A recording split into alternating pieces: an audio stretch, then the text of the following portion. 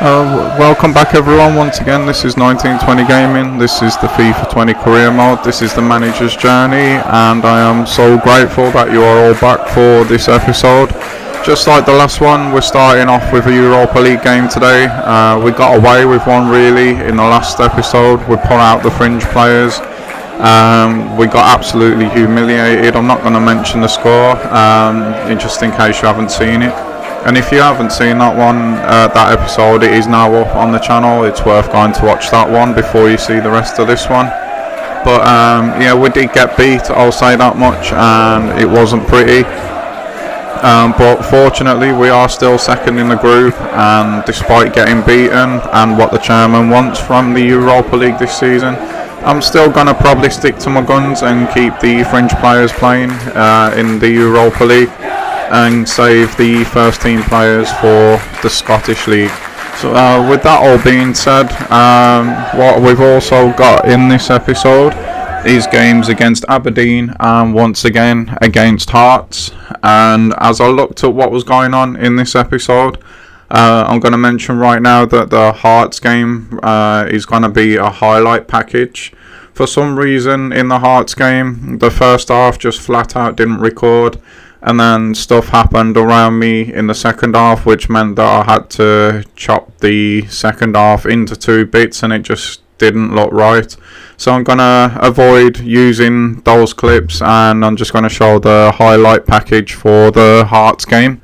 As well as that, we're going to be trying today... Oh, hold on a second. Cameron could be going for 450k due to a release clause. Now that is interesting. It's caught me a bit off guard there. That one, didn't see that coming. I'm pretty sure I thought I got rid of all of the release clauses in the first season. I must obviously have missed one.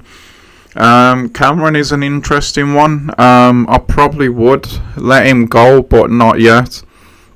Just because Parrott and Campbell are really similar, and there's only really Cameron up front who offers us that play with his back to goal. So yeah, I'm going to have to look into that. It'll probably be after the Fenerbahce game. This becomes a big game now because of obviously what happened against Kobenhaven. Yeah, we can't afford really to slip again in the Europa League at the moment. The group is still wide open except for Kobenhaven themselves, who started perfectly.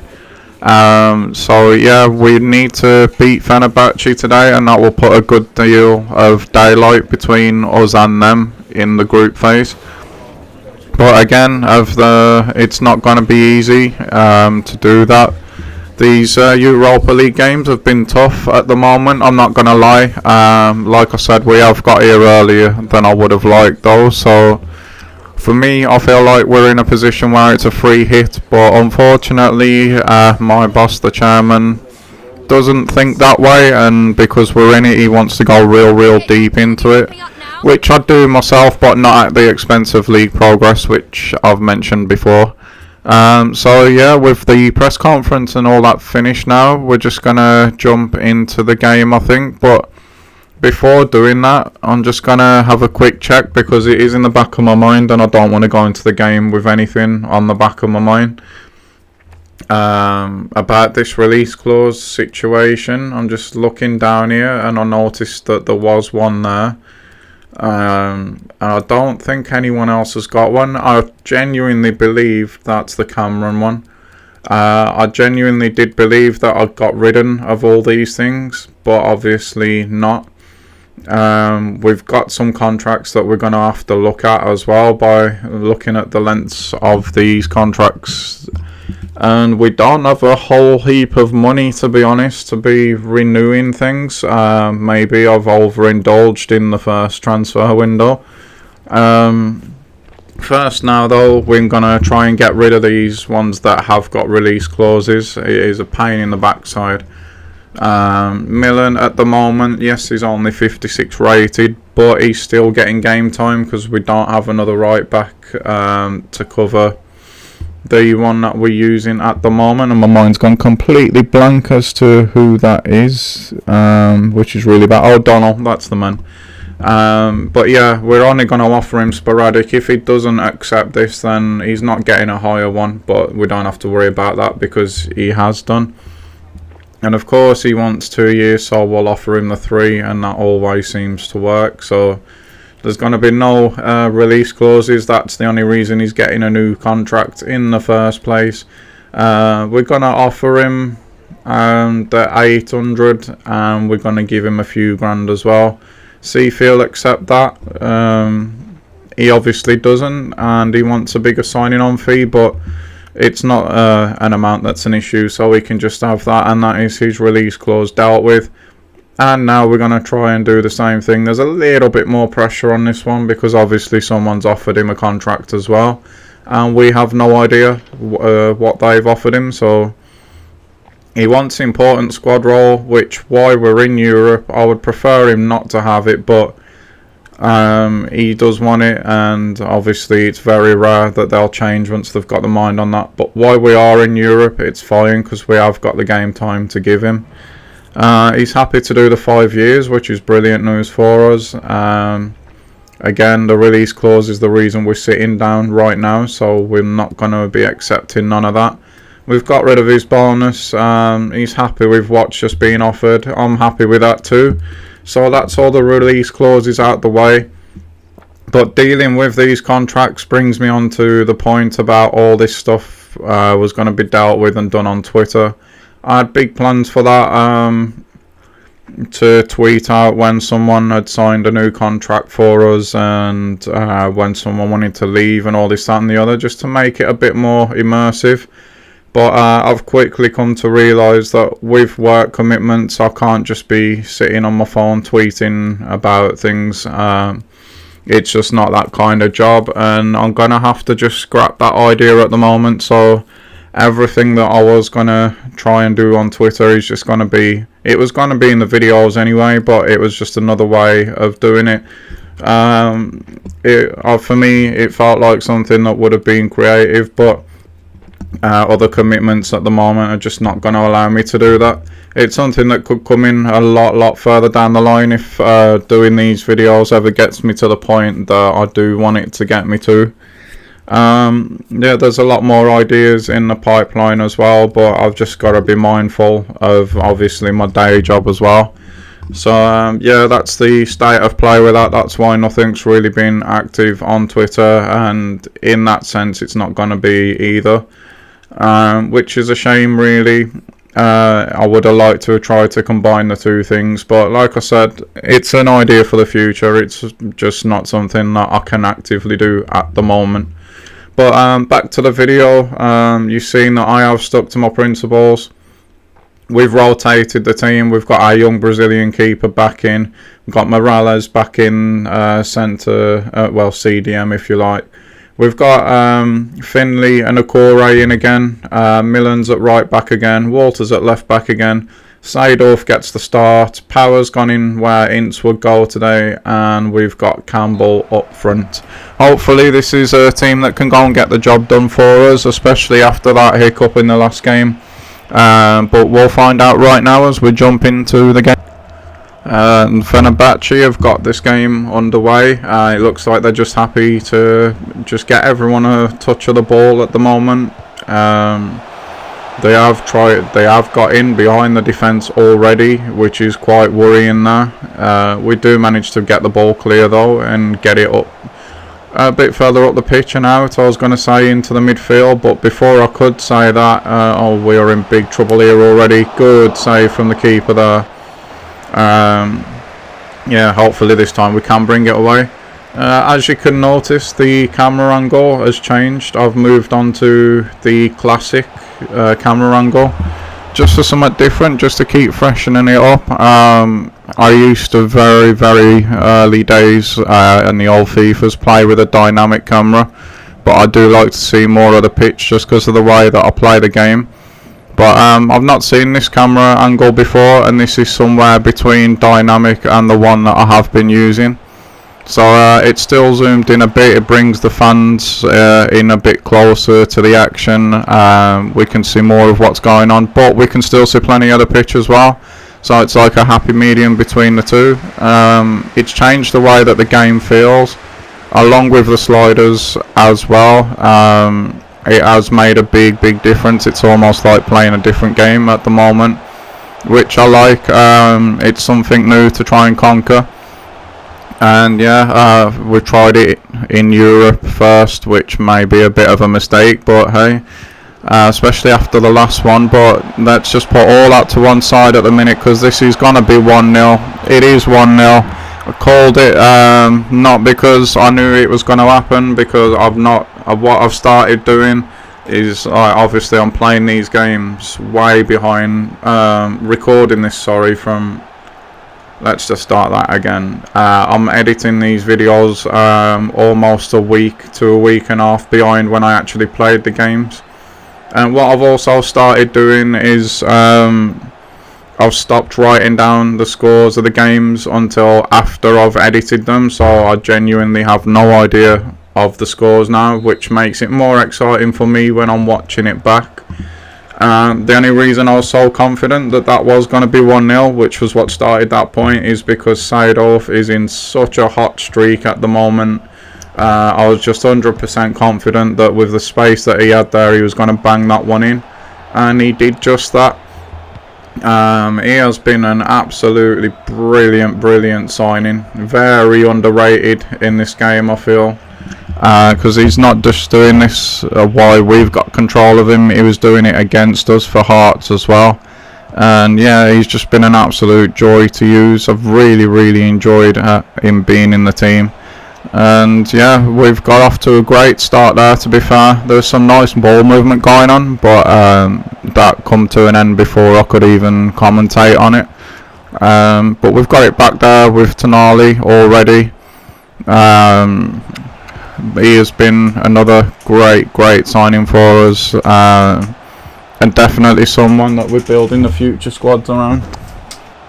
Yeah, he's been a great captain for us. Again, I love the fact that he can play every single game. It's really useful for us, because a lot of these players will only be here for a couple of seasons, remember, unless we get big offers beforehand. That has been the strategy since we got here. Oh, that wasn't a bad effort at all, was it? That it looked for a split second there like it might curl in.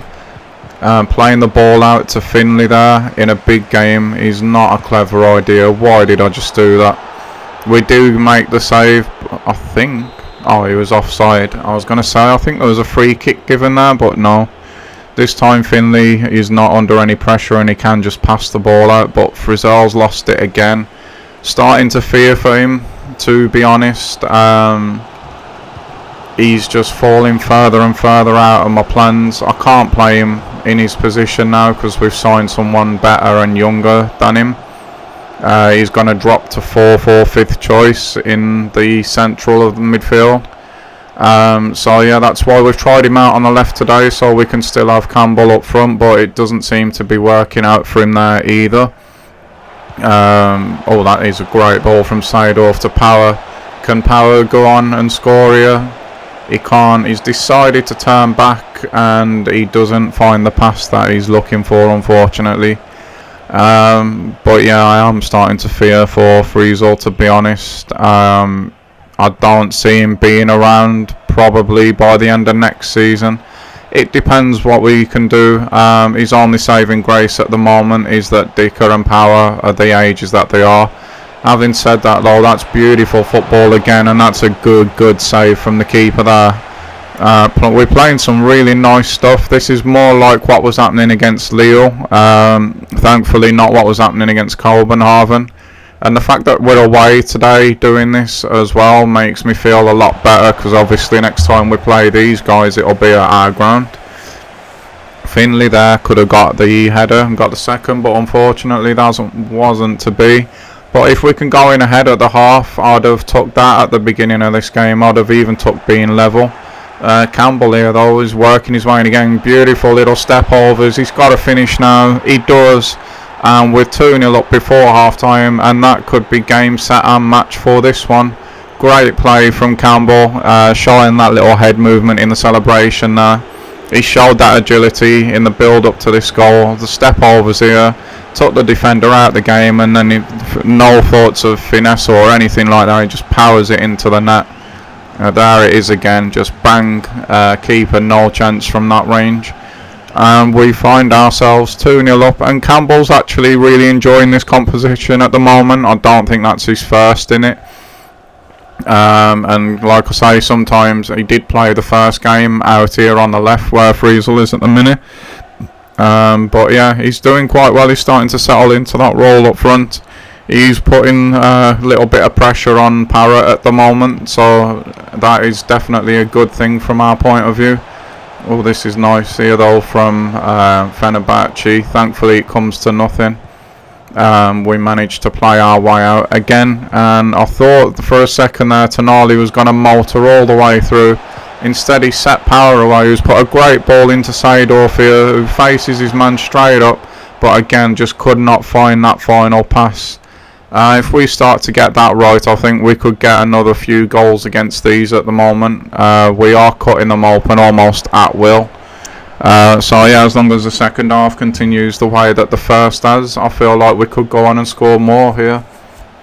But what we don't want to do at the moment is concede before half time, and Okore has that same thing in his mind as well. And again, just the little triangles there in the middle. Power started to go now. This could be 3 before the half. Is he going to hit it? He's not. He's going to play Campbell in again, and it is 3 before the half.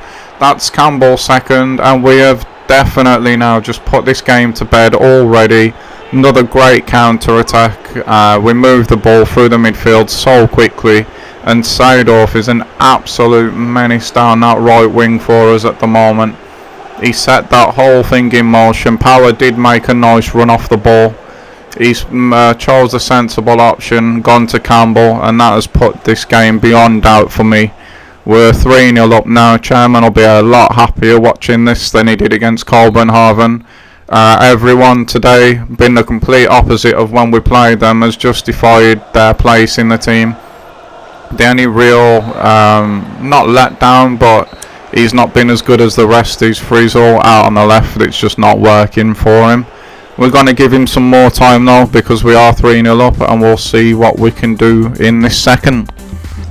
And we're actually at the 65th minute now, pretty much, and we're making some changes, just because we are in complete control of this game.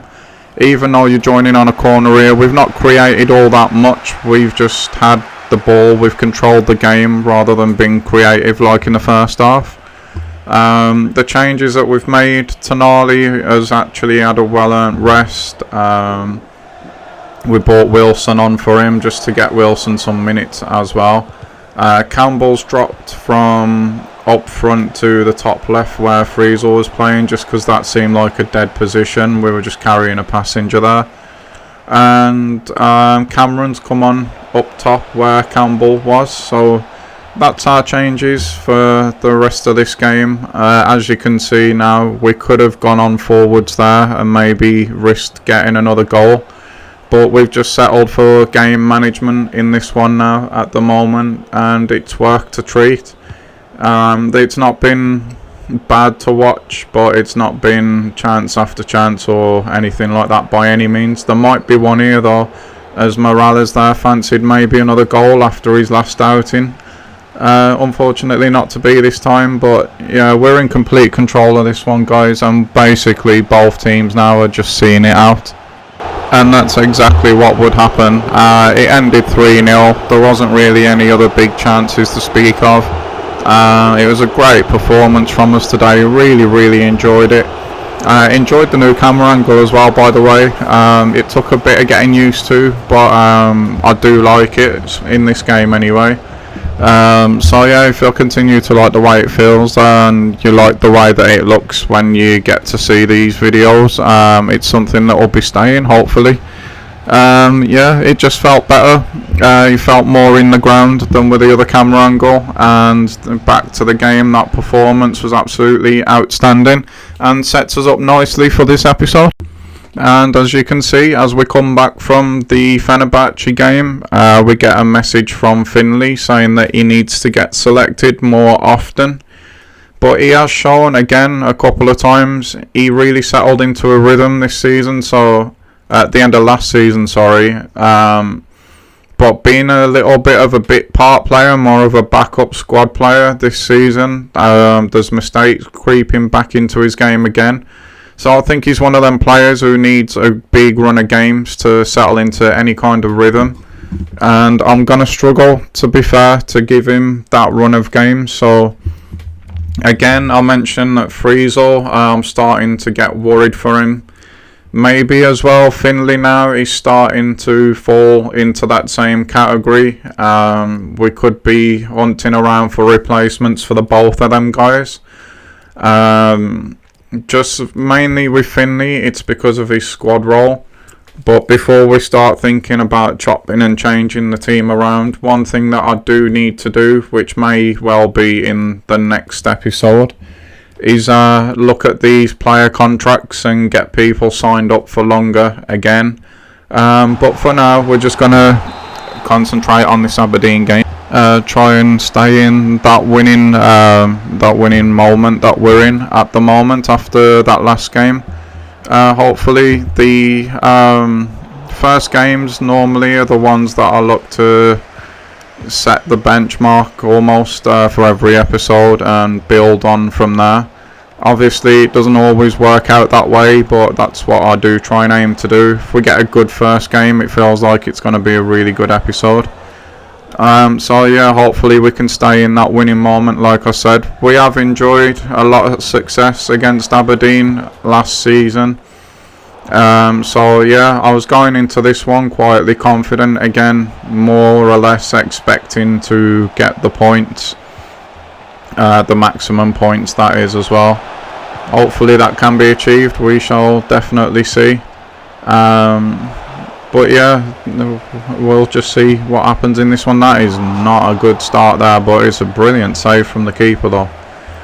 We are back to full strength today, obviously, with it being a league game and all. So yeah, we'll just see what happens. After this one we've got Hearts, which obviously I've already mentioned is going to be the highlight package due to the failure to record the first half of the game, which has never happened before. I did click on and waited for the red light before I went into that game, just as I normally do, but for some reason or another it just didn't record it. And like I said, in the second half, something away from recording happened at home and I had to go and deal with that, which meant that I had to pause the recording in the middle of the second half. And then I just got pulled out of that moment and what was going on in the game, and when I watched the actual thing back, it didn't look the same, it didn't feel right, so I thought maybe we'll just use the highlights for that one, which will mean that at the end of this game, guys, as commentary goes for me, it'll be the end of the episode and you'll just have that little highlight package left to watch. We used to do it as a thing in the Warsaw career mode just because of the number of games that we was playing. It helped to speed up the season, but there's a nice amount of games in this Scottish division. There's not too little, but there's not too many either, which means that we can enjoy them all without having to keep just pumping highlight videos out, and that makes it more enjoyable for me as well. But yeah, at the moment it seems to be a pretty quiet start to this game. Obviously they had that volley, but other than that there's not really been all that much going on. So now the explanations are out the way, we'll settle back into this game and yeah, hopefully we can go on and do something. It's a nice little 1-2 there between Parrott and Yearwood, and it's got to be, no, he's run it into the keeper, but somehow the keeper has fumbled it and we do go 1-0 up. I thought the chance had gone there. I've never ever seen that animation before. Don't know if the keeper's dropped the ball or what, but he seemed to have his hands on it. Yearwood didn't give it up. He went and carried on going through, and he had an open net to put it in the end. We'll get a better look at it here. The keeper does go and pick it up, but he gets there too late. Yearwood just touches it away from him, and that's another goal for him this season. That'll be his 4th, and that puts us 1-0 up. Just when I said nothing was happening in the game, he pops up with a goal, and hopefully again, now I've mentioned it before, I think in either this episode or the last one, that it had been pretty quiet and pretty tight up until then, but hopefully now that goal will break this game open and there's going to be more action. Hopefully we will have to wait and see with that one. We're just playing it out around at the back at the moment here. That's a decent ball out from Akure though to O'Donnell. He's got a run up here from Thomas on the right wing. Again, Seydorf's had a break today after playing in Europe. He's found Ince. Parrott's on the back post. He does pick the right option. With the form that he's been in, I was wondering, do we shoot there? But no, he picks the sensible option. Parrott's got a tap in. And that is us 2-0 up. Again, we've scored. We've gone up, scored the second quickly, and probably now killed this game off already. And that is exactly what I want to be doing in every game, because that just allows us to relax and enjoy the rest of the games. Have some fun with them instead of worrying about a tense 1-0. But yeah, Aberdeen have got it all to do now. I did mention we have enjoyed success against these boys even last season. And yeah, we've started really well here at home again. That was a beautiful bit of skill though from McLennan there. But it goes nowhere. Robinson just gets the ball back off him easily. It's played into the middle. That's another great ball from Ince, and we could be in yet again here now because Parrott is away. He squared it as well. Hazard's there just to tap it in, and well, I mentioned just relaxing and having fun in the game, and that is exactly what we're doing at the expense of Aberdeen, and that is definitely now game, set and match. There's no way they're coming back from that. Parrott there, I was thinking might hit it with his left hand, but no, he sees Hazard. Hazard's got a completely open net, and that is Hazard's 3rd of the season as well. And that is Aberdeen done and dusted. Again, we've been absolutely brilliant in our own ground. Everyone that comes here must absolutely be hating it on the way up.